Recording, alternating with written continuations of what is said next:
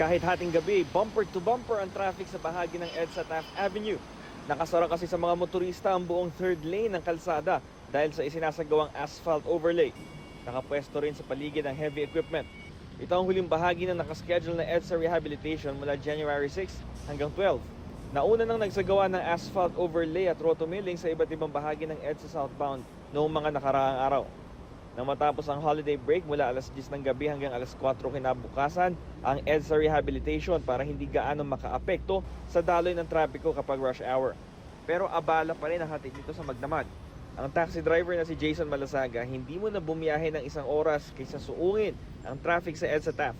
Tiis lang talaga sir kasi para mapaganda rin yung kalsada dito sa EDSA. Pahinga muna sir, dito muna kami sa Hindi niyo muna nilaban, ano?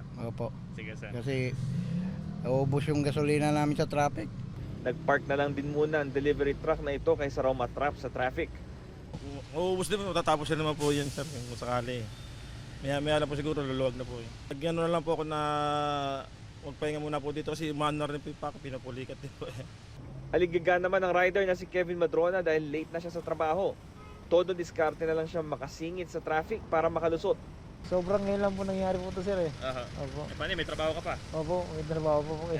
Naglakad na lang ang commuter na si Kiari Aves dahil baka abutan daw siya ng siyam-siyam kung maghihintay sa traffic habang nasa jeep. Baka makaabot pa ako bukas. Kaya naglakad na lang ako eh.